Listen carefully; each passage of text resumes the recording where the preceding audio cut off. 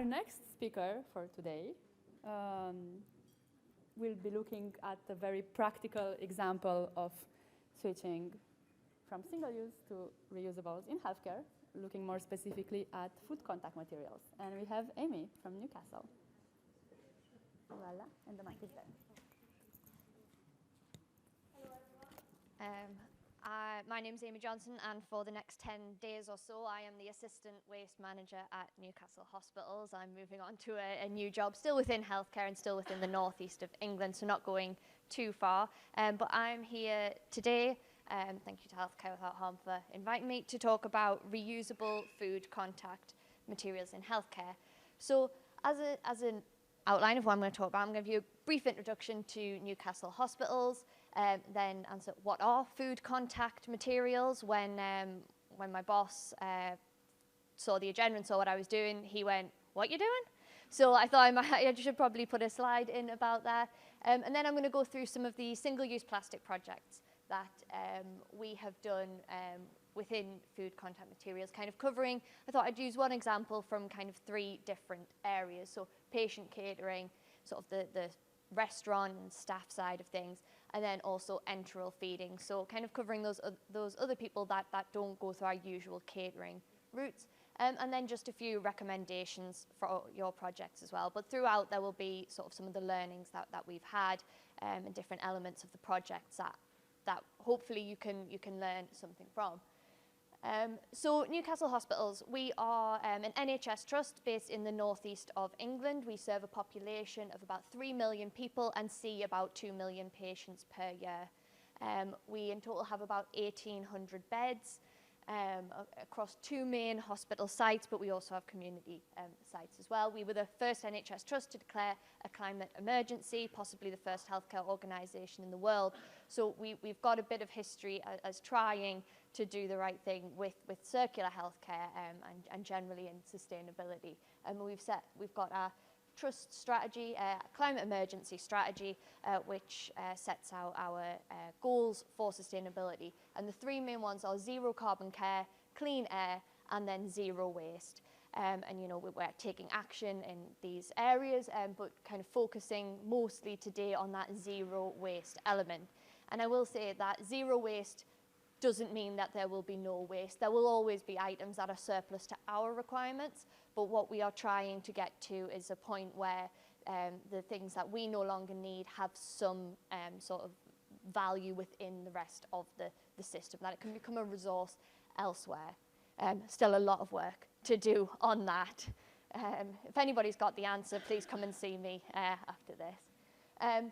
But also, as a background to what I'm about to talk to today, we also have our food and drink strategy, which has 3 strategic aims. The last one on here is sustainable procurement for food and catering services. So as part of this, we have a multidisciplinary sort of working group that is focusing on this side of things. So that looks at the food, the manufacturing of our catering services and how we run them, and the items that we procure and buy in. So the whole sort of system related to food and feeding our patients. And that's very helpful for what we've had to achieve, because we've got a group already together with those key players, you know, that are trying to pull in the same direction. We've got our strategy and everyone involved knows what we are trying to achieve. So they've kind of got that sustainable goal in mind. So what are food contact materials? Basically, it's any surface, it's any material that is intended to touch food. It's that simple. So the items you might expect are things like plates, cups, cutlery, and that's mostly what I'm going to focus on. Well, basically what I'm going to focus on today. But it also includes machinery that makes foods, coffee machines, packaging work surfaces. So it's basically anything that touches the food between it sort of being produced and getting to your mouth, to sum it up. So this slide, before I get into my examples, it's very pixelated, and I really wish I'd got a high quality image of this now, but this was a tweet, and it was back when it was Twitter, that I just stumbled across on my Twitter feed. And it was somebody at a different trust who had tweeted that our emergency department have removed all the staff mugs because of infection control concerns, meaning we can only drink tea out of these. And they're using 2 of the water cups stacked together because tea's hot and these cups aren't really designed for that, instead of a mug. So obviously that staff member is not happy about this situation, and they've gone to the internet to complain about it, as we all do when we're a bit annoyed. The reason I was seeing this post, because this person doesn't work at my trust, I've never met them before, I don't know who they are, but the person who replied to it was our director of infection prevention and control, who then said, you know, as in my role and as a microbiologist, you know, by background, she doesn't understand why your cups have been taken away. That said, infection prevention control is often used in vain. The name is used in vain for stuff we've never talked about in the first place, something that we have never said is an issue or a concern for us. But it gets used. It's kind of that yellow washing that Nicola talked about before. So sometimes it will come from infection control, but sometimes people are using the infection control name to yellow wash just to say, oh no, we're not going to do that. That's infection control won't let us. Have you asked them? No, but they'll not let us. No. Well, actually, you know, they might, because they are looking at the sound principles of management. And when we look at healthcare acquired infections and reasons staff are off work, the cup in the break room has never yet kind of come up as the reason for any of that. So I just wanted to give that background, and it just stresses well that it is important to have your infection prevention control teams on board, and they might already be on board, you just haven't asked them yet. So on to some of the projects. So starting with patient catering, so this is going back to about 2017. We've got 2 main sites, the RVI and the Freeman Hospital, and they sort of acted as completely individual hospitals, you know, in catering, in the catering sense of the word anyway. So at the RVI, what we found when the catering manager became the manager for both sites was that the RVI was putting breakfast on disposable plates and using disposable plastic cutlery, because the breakfasts get made on the wards themselves. They don't come from the catering department. The catering department was sending up the plastic plates, the paper plates and the plastic cutlery and the bread and, you know, the box of cereal up. And then the wards looked after that themselves and then threw it all out. From the catering department, we were also using disposable bowls for soup and desserts. So they were used throughout the day. And the practice differed between the 2 main hospital sites, which we didn't like. We wanted a patient that was going to the RVI to have the same experience that they would get at the Freeman Hospital.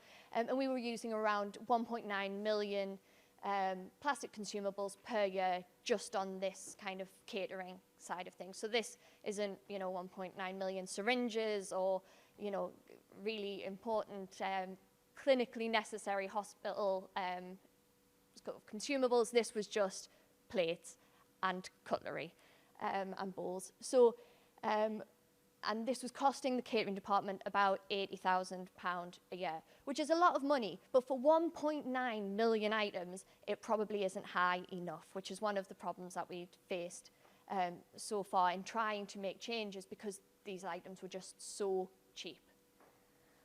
But then, oh, that's a bit pixelated, it's practically life-size on this screen.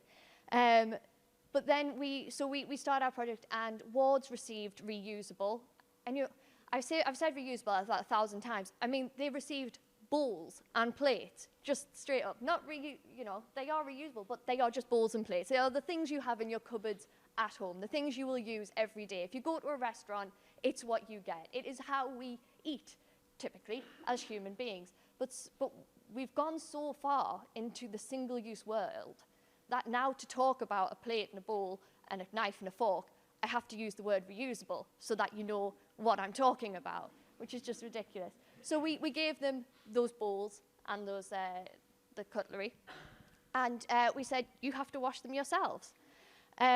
which we expected a lot more backlash from than we got. But one of the reasons I think that it worked, and you know, some grumbles, but people just generally ended up getting on with it, was because at the start of this, we communicated to the wards. We wrote them a letter.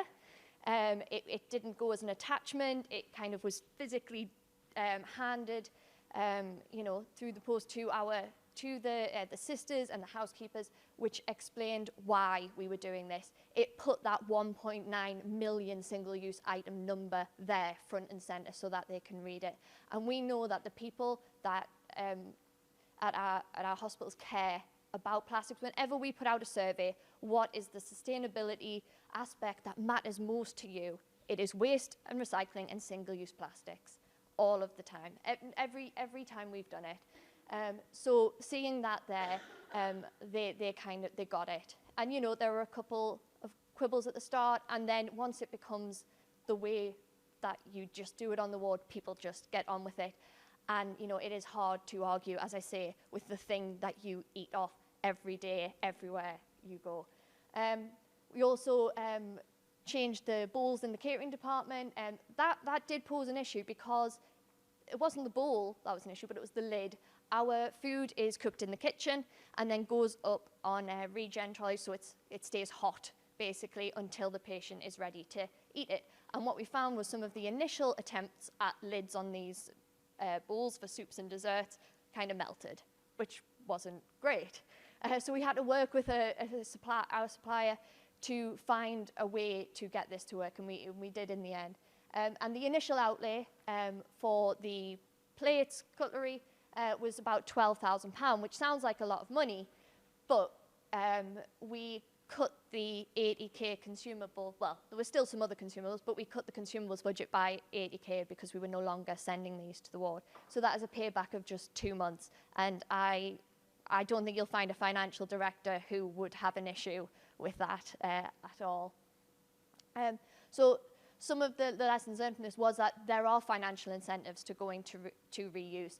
You know, often people say that the sustainable option is the expensive one, and not when you go back to some of the basics, which this is. I'm not reinventing the wheel here, but these are what we find in our hospitals.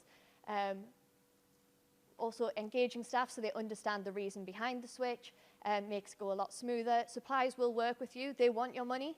If you've got a problem, they will try and fix it. If there's a threat, you could go somewhere else where somebody else has the solution. They will look and they will try and work with you. And it also improved patient satisfaction. You know, one of the things that we've kind of seen before is that patients are used to eating off a normal plate and with normal cutlery. They don't particularly like paper and plastic. They're just a bit crap. But also, patients with dementia, sometimes, they can't identify when they've gotten to the bottom of the food and where the plate begins. So if you've got ceramic and metal, they sort of meet and hit off each other, but without doing anything. They're sort of inert. But patients with dementia can bore through paper plates and end up eating the plate along with the food, because they don't know when to stop. So we've eliminated that issue as well, which was something that we hadn't even considered really. So another project, coffee cups. Everybody walks around with them glued to their hands now. And at our Regent Point site, which is sort of an office block where we've got our HR, IT, finance, that sort of thing, they sell around 10,000, it's a little bit more now, hot drinks per year. So coffee and tea and the like. The majority of these were in single-use takeout cups, because people would go to the cafe, get their coffee, and then go back up to their desk. Rather, you know, they didn't want the sort of instant coffee and a hot water boiler that's on their floor. They wanted the fancy coffee in the machine. So the majority of these were in takeout cups.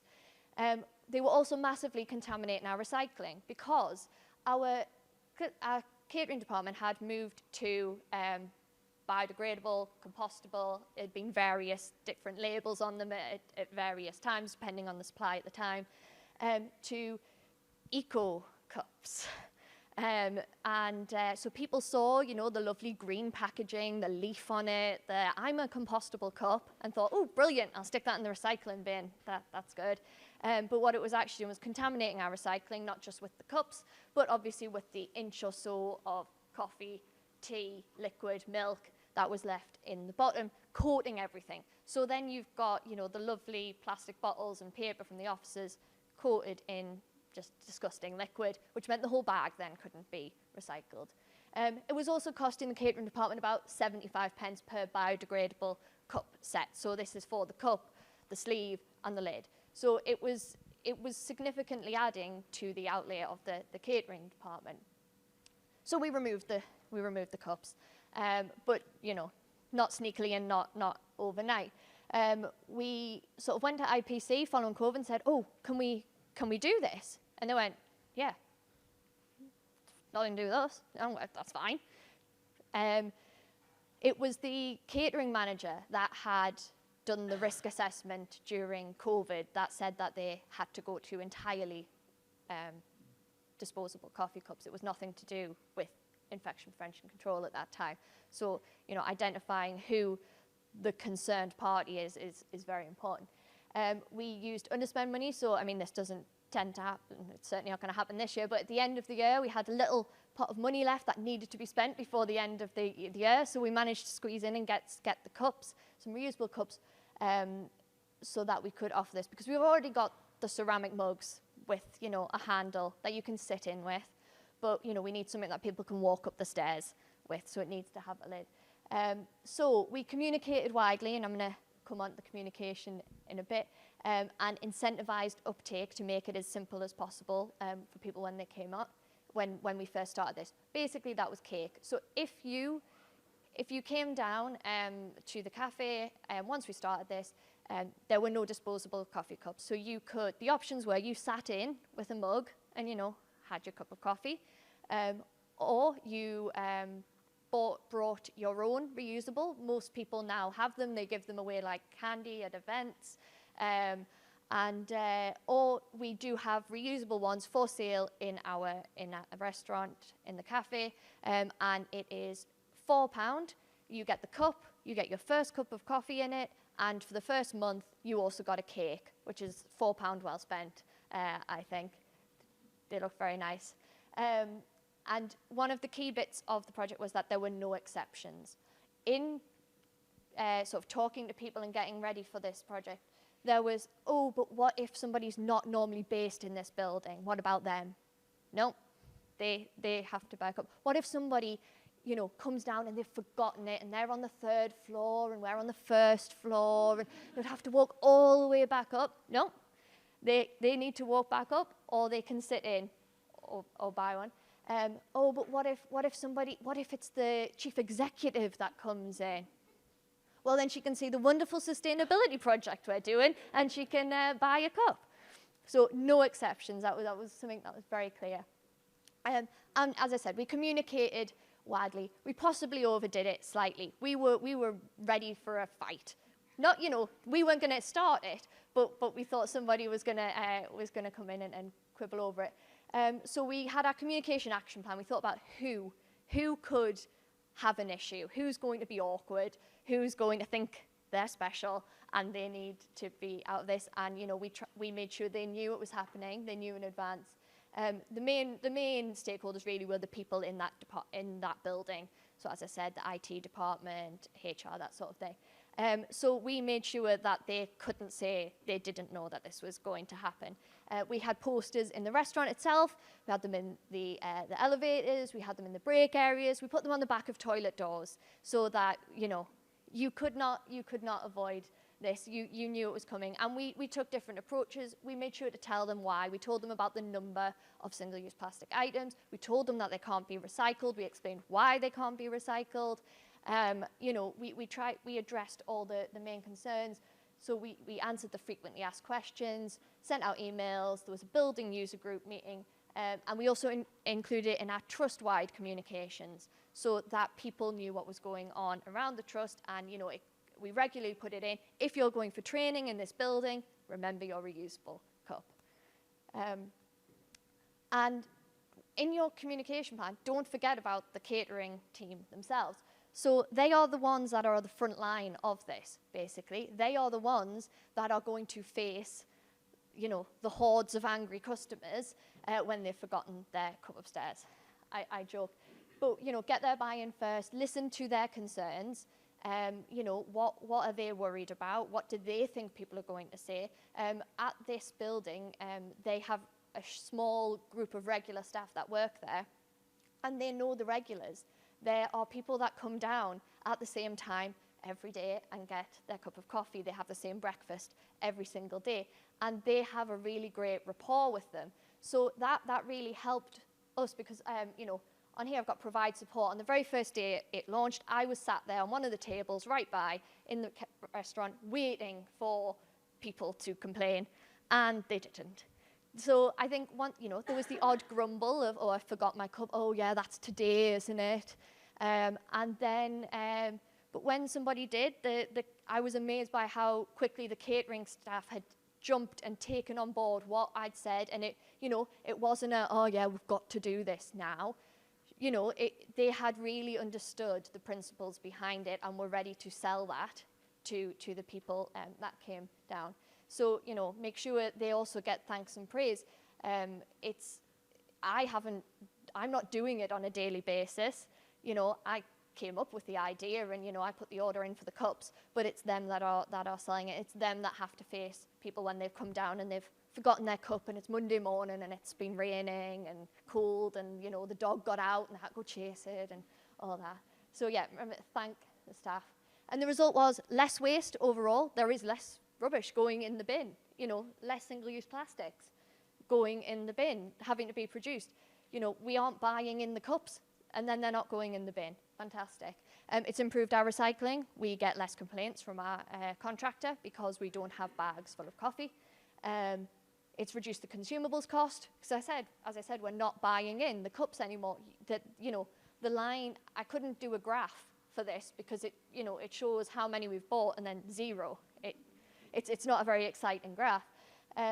Increased earnings because now we've got the reusable cups for sale, which are you know, they are an income earner for the department. And I've put on staff happiness there. Staff are really happy generally when they haven't forgotten their cup, that this is in, they understand it, they think it's the right thing to do.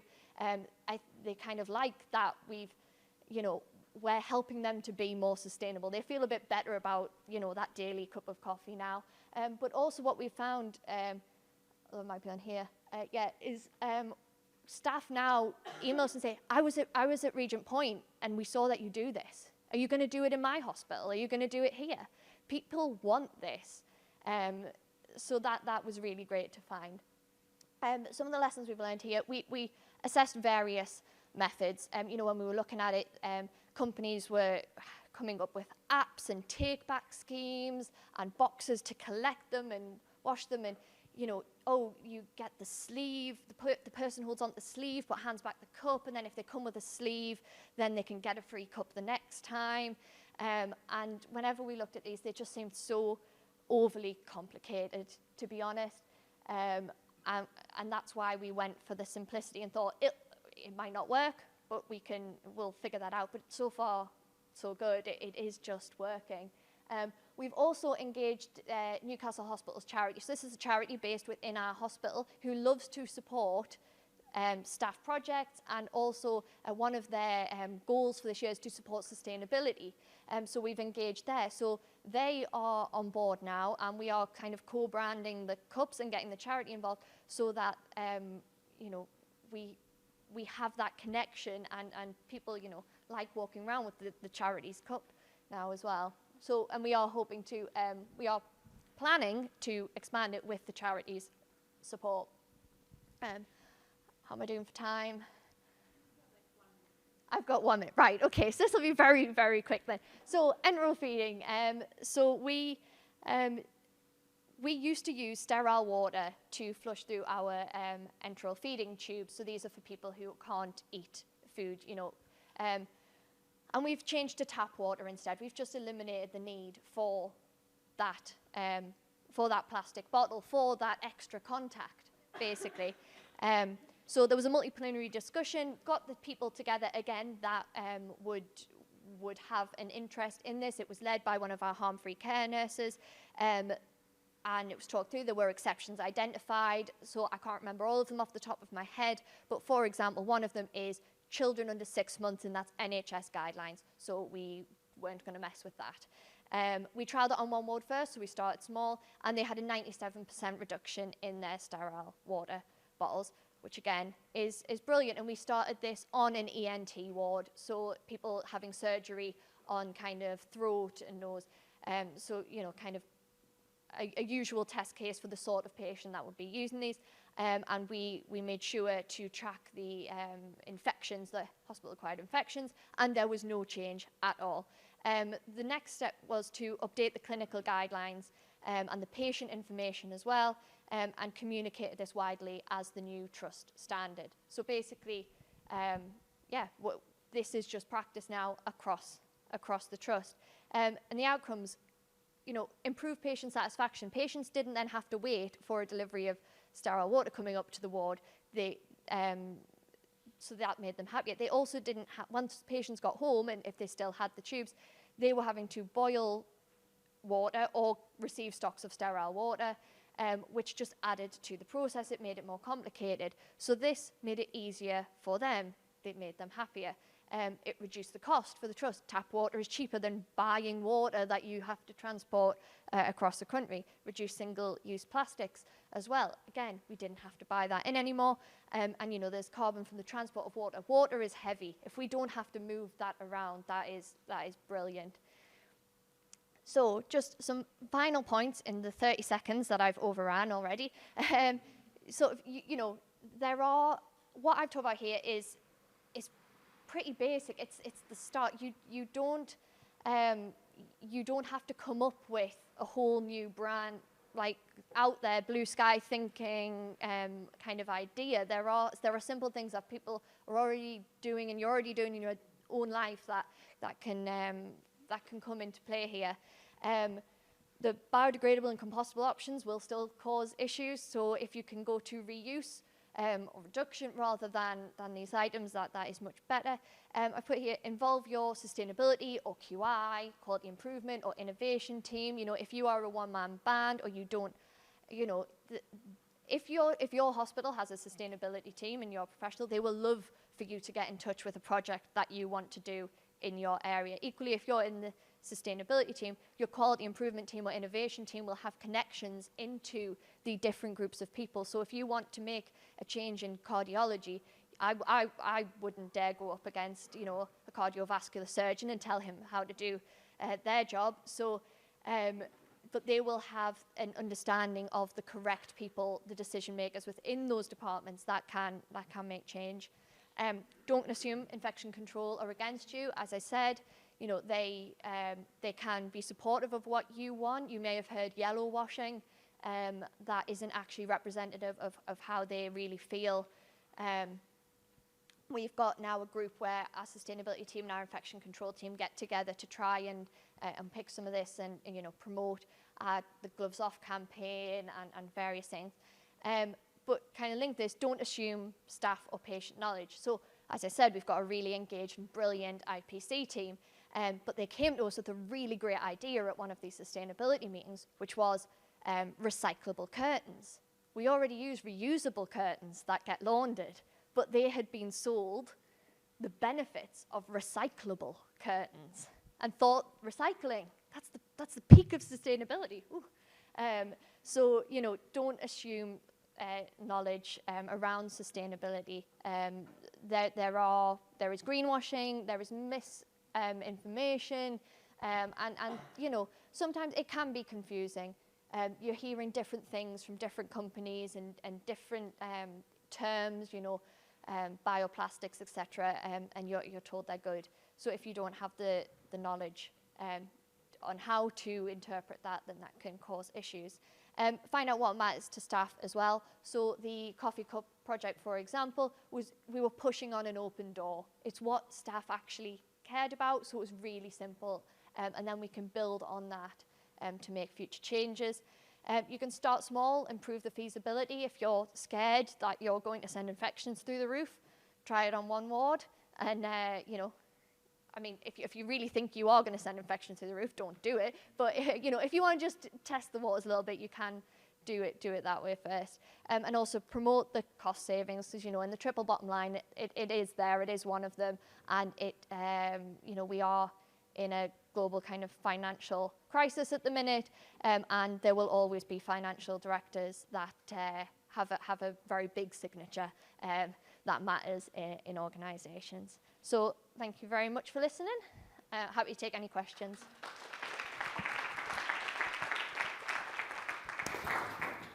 Thank you. Thank you very much. And it was also interesting to hear from both you and, as Nicola said earlier, you know, the importance of involving staff on the ground and the staff who are most in touch or in contact or that are using most these items. And also the importance of identifying maybe the people who would be against it and preparing to counter-argue their arguments. But yes, I do want to open the floor to any questions. Are there questions? I mean, Anders just went right now. He was, yes, I see some questions. Okay. I'm coming on this path.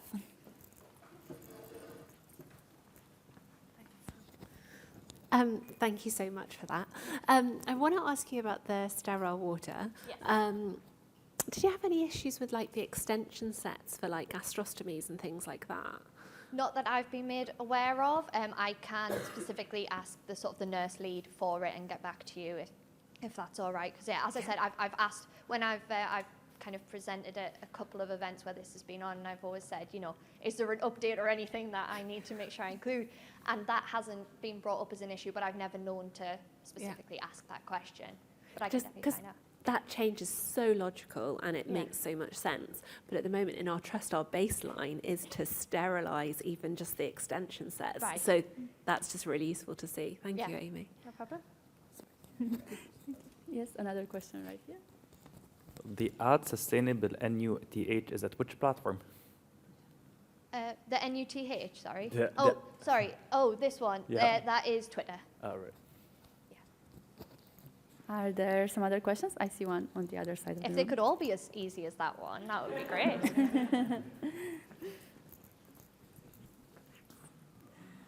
I have a question about the cost savings, which you calculated when you switched back to plates and bowls. Yes. Did you also include the waste management costs, which then have been avoided thanks to the switch? No, we didn't, to be honest.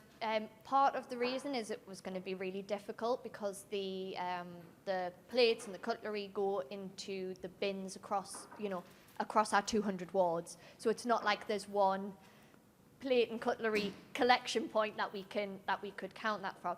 And we also thought we didn't calculate the water use from the wards, filling a bowl with. So we kind of thought that, for the sake of simplicity, that probably balances out somewhat. I just asked the question because sometimes, maybe not in this instance, but sometimes it really makes a difference if you're able also to calculate, I guess, the waste management costs. So I was just wondering about that. That definitely can make a difference. I think because our hospitals are quite large, so we're one's 1,000 beds. We produce a lot of waste. So sometimes it can be difficult kind of on that macro scale to see the changes of specific projects like that, because if you get, a spike in COVID or, a strike, that there's natural fluctuations that plates and cutlery are quite light, like plastic cutlery and paper plates are quite light. So it's difficult for us kind of on such a large scale to see those changes, which is disappointing. I think one on a different project, what we tried to do was use the calculation of what we buy in, and then weigh a box and kind of then extrapolate from there. Mm-hmm. So we know that what we buy in, what comes into our stores department, when we see the cages and the huge lorry loads coming in, we in waste management, there's two of us, kind of look at that and go, right, that's going to be in our bins in anywhere from 12 to 12 hours to a week's time. So we have looked at it that way. Okay. Yeah. Thanks. No problem. Thank you. I'm scanning the room and I see another question. Thank you. So this was really inspirational. One thing that I'm just wondering, Amy, is have you ever considered something like a deposit scheme? I went to Ministry of Justice office, and what I quite liked is that when they have visitors and they don't have reusable cups with them, and they've got very similar concepts to this, but also they don't want to buy another cup because, let's say, at home they already have 20, which may happen sometimes. Yes. They have this deposit scheme that basically you pay, I think, £3 extra. They'll give you a ceramic cup that you can use for a whole day, and then you just, once you're leaving, you just return it back, and they'll give you back money. Yeah. And I thought it's quite clever concept for people that may not have reusable cup with them and then don't want to buy another one. Yeah, it's definitely something we've considered, and we did start easy with the coffee cup project. We started in a staff-only area, but as we roll this out to our hospitals, there's definitely going to be new challenges from a kind of a more transient group of people. And as you say, we don't want to encourage people to be buying an extra reusable cup that they're actually only going to use once, because the embedded carbon in a reusable cup is higher than in a disposable cup. So we will have to look at different options, and we want to try and keep it as simple as possible for the users as well as ourselves. But yeah, Thank you. Thank you. Thanks a lot, Amy, for the presentation. Yeah. I think, yes, it's okay. I think we should move on to the Okay. next. Please.